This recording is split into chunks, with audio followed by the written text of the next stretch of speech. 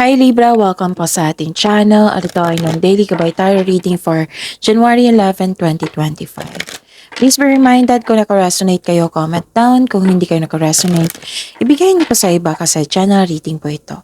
This is for you Libra ngayong January 11, 2025.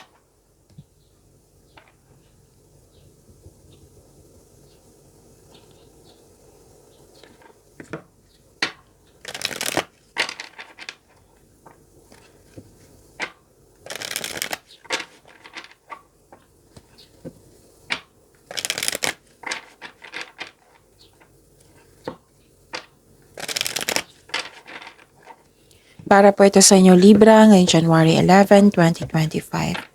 Maraming salamat po sa inyong patuloy na suporta at maraming salamat din po sa mga hindi nag-skip ng ads. Gamitin ang reading na ito bilang gabay lamang sa mga hindi pa nag-subscribe. Subscribe na po kayo at click bell notification para malaman nyo na may bago tayong video. Para sa mga gustong magpa-reading po, may lumabas dyan sa screen nyo ngayon. Panoorin nyo po at sundin ang instruction. Calling the attention sa mga suki ko dito na Libra, open na po ang inyong monthly gabay tarot reading for January 2025. May 6 months from now reading tayo at love life reading po. So message me Libra for schedule. Maraming salamat po. Spirits Guide, mga ganap po para kay Libra ngayong January 11, 2025.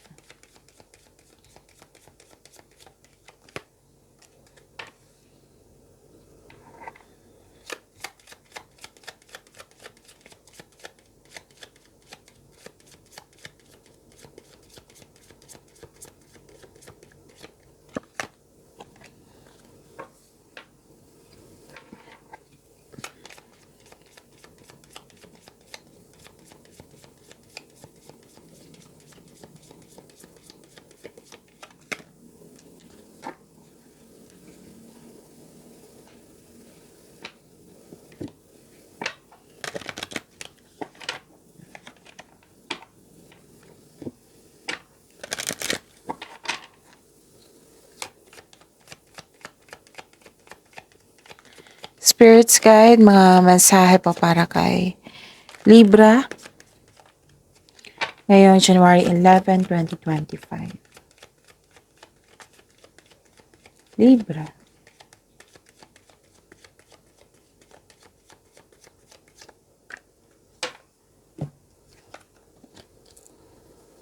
Okay. Libra, ngayong January 11, 2025, nagdesisyon po kayo ngayon. Isang mahalagang desisyon ngayong araw na ito. May ganap regarding sa passion mo. May ingat lang po kayo ngayon ha, kasi pwedeng lumabas ito kahapon sa inyo. Oo, kung hindi ako nagkakamali. Na nasaktan kayo, nagalit kayo, nagkaroon ng argument. Okay? Wow, prosperity oh. Nakita ko yung prosperity dito. Claim nyo to, Libra. May parating na malaking pera, which is expected nyo po ito. Pwedeng maraming transaksyon na makapagbigay sa iyo ng maraming pera. Cash flow, transactions. May dumating na opportunity na makapagbigay sa iyo ng financial growth. So, prosperity. So, claim nyo to ha, Libra, ang ganda. And, nakikita ko dito na mataas ang inyong intuition. Malalim yung iniisip nyo. Nagkaroon ng time for reflection dito kasi may ano dito realization, may mas lumawak yung ambisyon mo sa buhay. Nag-update kayo kung saan na kayo sa goal nyo sa buhay. At may nalaman din kayong tao na hindi totoo sa iyo. Kasi mataas ang yung intuition. Your dreams need a practical plan. So this is the second card na nagsabi dito na nag-iisip kayo mas lumawak yung ambisyon mo sa buhay. So, kailangan ng practical plan. Your dreams need a practical plan. Dalawang card na nagsabi niyan ha, Libra. Take time to breathe out. Baka exhausted ka dito or yung may nag-provoke sa iyo, na nagalit kayo. Okay? So, pwede din pagod kayo. So, take time to breathe out. Spirits Guide, ano po yung energy ni Libra ngayon, January 11, 2025? And the clarification of this card po.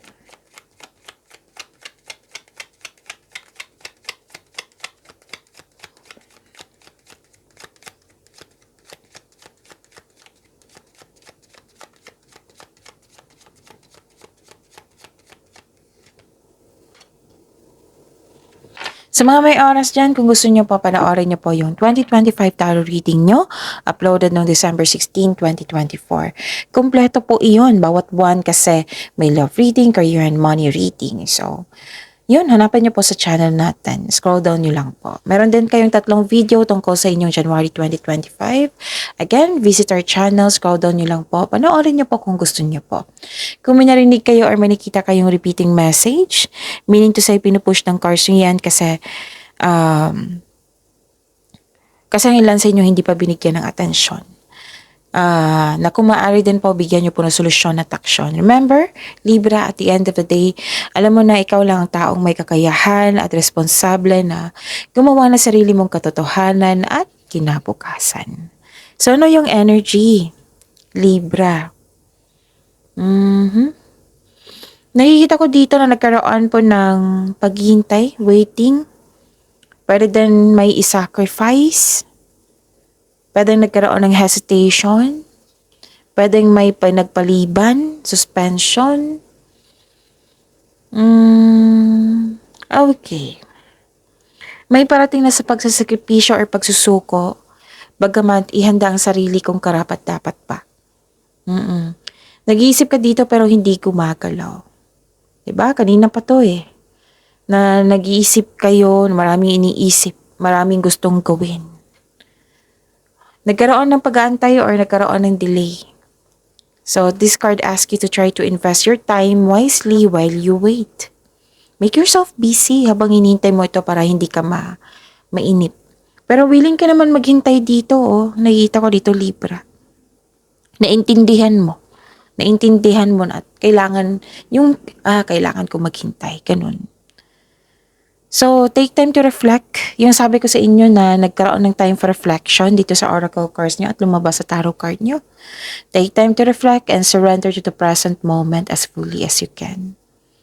Huwag magdesisyon agad Pag-isipan niya ng mabuti. Yan yung din ang advice ni Gemini kanina. So, and I think kay Aquarius din. Kasi, basta hindi mag-rush. Pag-isipan ng mabuti, gamitin nyo yung talino nyo, yung experiences nyo, galingan nyo, magiging wiser sa paggawa ng desisyon or plano. Okay? Naghihintay ka dito and you are willing. You are willing na maghintay. Okay? Ang delay is hindi naman yan hindi naman yan anong tawag dito? Hindi yan cancel kundi delay lang. Matutuloy din yan. Okay? Ano pa? Nakita ko rin dito na nagkaroon po ng dalawang card na nagsabi dito na may hesitation. Dalawang card mismo nagsabi dito na may hesitation. May concern ka sa isang, di ba may concern kayo sa hindi nagbigay ng halaga? May dalawang card na nagsabi niyan. May matigas ang ulo, or sobrang obsessive, nawalan ng gana, nawalan kayo ng gana sa delay. So, maraming dahilan ng delay Pwedeng delay sa hinihintay mo. Delay sa paggawa ng decision kasi may tutol. Delay sa paggawa ng action kasi may hesitation. Nagkaroon ng hesitation to take an action. Nagkaroon ng delay kasi may disconnection sa isang tao. May ganyan. So, nawalan ka ng gana. So, habaan nyo po yung pasensya nyo. Tama yung gagawin mo dito na magkaroon ng time for reflection. Kasi sa time for reflection, mawawalan na yung hesitation na yan. Mawawalan na yung doubt na yan. Hindi kayo magkakaroon ng overthinking. Hindi kayo magkakaroon ng overanalyze. Kasi magiging balanse yan basta time for reflection. Okay? Yun. Habaan ng pasensya. And you're willing here na maghintay. It might be nagkaroon ng delay kasi may ipaparealize si God sa iyo na para kailangan ma-realize mo bago dumating yon para magamit mo sa tama. Pwedeng ganun. Okay? So, yun. At least alam mo, naintindihan mo. Pwede din na no choice. Ganun. Na no choice. Kailangan ko maghintay. So, tama yung gagawin mo na habaan ang pasensya. Kaya pala dito na, di ba, nainip ka dito, pero gagawin mo siya na maghintay. Kaya pala may take time to breathe out. So, yun, exhale na lang yan. Bigyan niyang pasensya, okay? Ganyan talaga. Like nung nangyari sa akin nung nakarang araw. No choice. Kailangan kong intindihin. Ganon. Spirits guide.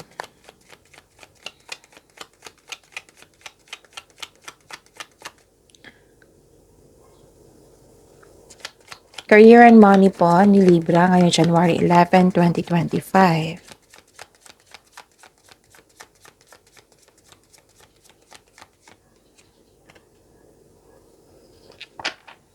And the clarification of this card po.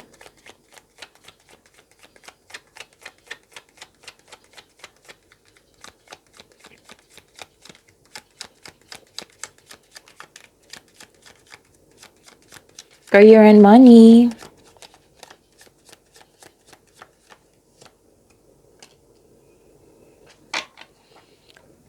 Oh, this is good.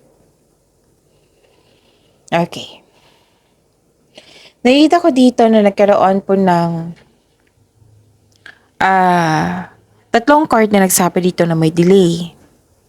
Oh, sobrang disappointed ka. Pero no choice, 'di ba? Na sabi mo dito na magkaroon ng time for reflection, you are willing to wait. Nagbigay ka, nag-extend ka. Yung nag-exercise ka sa pasensya mo. Yun. Tatlong card na rin nagsabi dito na may disconnection sa isang tao. Na lumabas din siya sa oracle card nyo, di ba? Na galit kayo, nagkaroon ng argument. And after nyan, hindi na kayo nag-usap or disbalance ang inyong connection. Pwedeng nangyari na ito ha. Pwedeng mangyayari pa lang. And it may be frustrating or disappointing, pero kailangan mo itong pagdaanan kasi part ito ng iyong learning journey. See? Sinabi ko kanina na wala pa itong course na ito. Sinabi ko kanina dito na it might be may ipaparealize si God sa iyo bago dumating yung delay para magkamit mo sa tama. Para may ma-realize ka.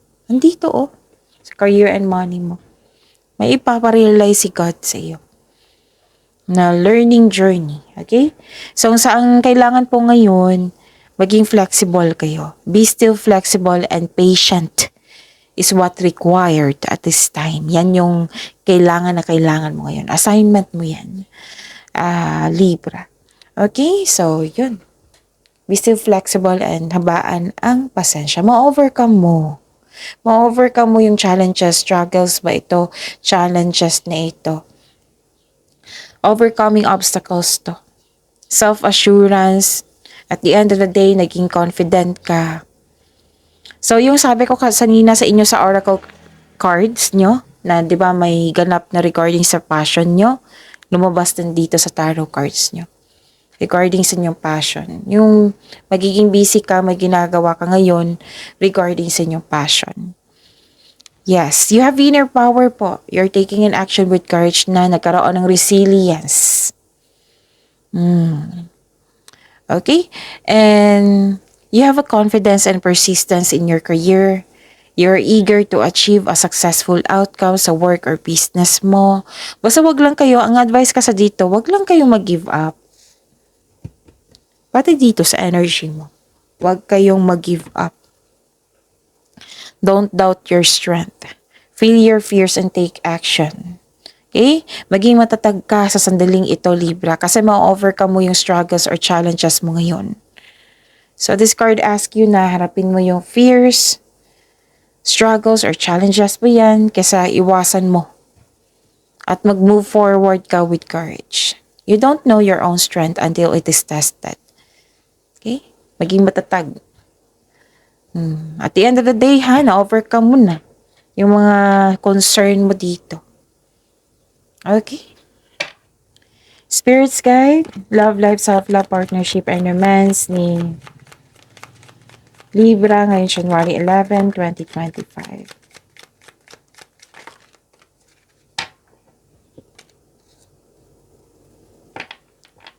And the clarification of this card po para sa love life, self-love, partnership, and romance ni Libra. January 11 po, 2025. Spirit Sky.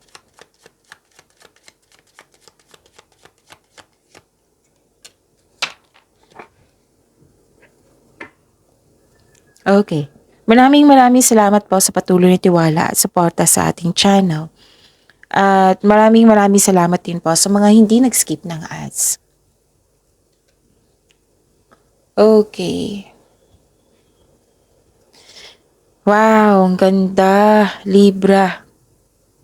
Cycles, changes, completion of cycle. May ganap na nakatadahan na sa iyo, faith, happiness. Oh, ang ganda, diba? Destiny, good luck, good karma.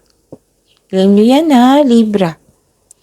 So, sa mga single dyan, may chance na ma-meet mo yung new romantic partner mo. Yes.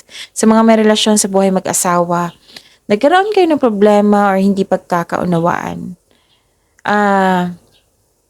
Okay? May problema o hindi pagkakaunawaan, may pagbabagong darating na ikakasiyan nyo, na magiging happy kayo. This can also means a blessings in your relationship. Whether mag-asawa kayo ha or magkarelasyon. May magandang new experiences after a time of sadness. So you are moving from a painful to happiness. You are moving from painful cycle to happiness. So embrace new situation na dumating sa iyong buhay. Okay? So ang ganda. Ang ganda nito ha. So this card tells you to focus on what you can control in order to find peace. Let go mo na ang hindi mo na makontrol. Okay, this is a completion of cycle. May changes na darating or may darating na blessings po. You have your strength in new beginnings. The cycle restarts.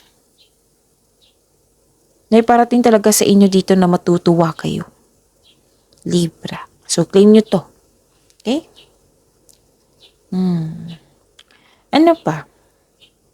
Ano to eh?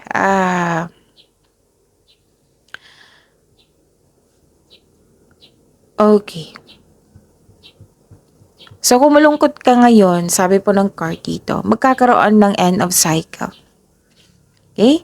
Kung malungkot ka, magkakaroon ng end of cycle. You are moving from painful to happiness.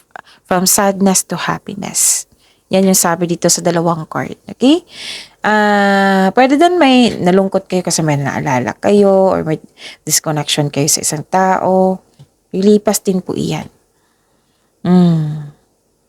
Okay, so kapit tayo dito sa new cycle sa inyong buhay. Don't worry, after nito, ma-overcome nyo kasi dalawang card na nagsabi dito na ma-overcome nyo.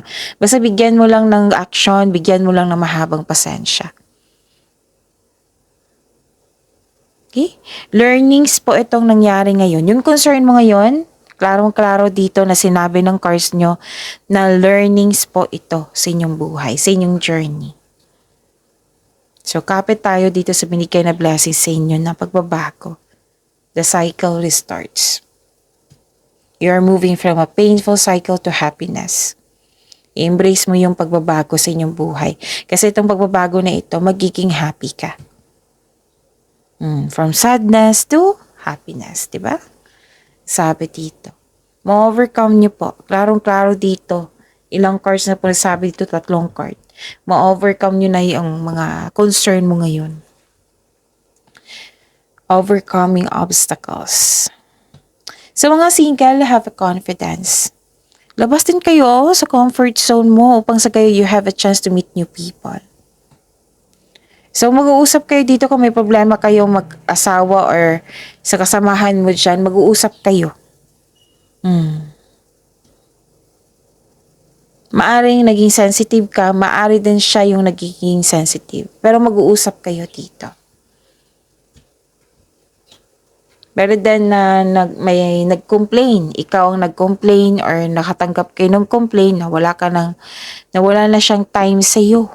Pwedeng ganun. So, kailangan ng pag-uusap dito. Don't worry ha, kasi nakita ko yung happiness niyo dito. Okay? Pag-imanin niyo po yung blessings sa binigay sa inyo, Libra. See you tomorrow. Please like, subscribe, and click po button for notification para updated po kayo sa daily tarot reading natin. Maraming salamat po.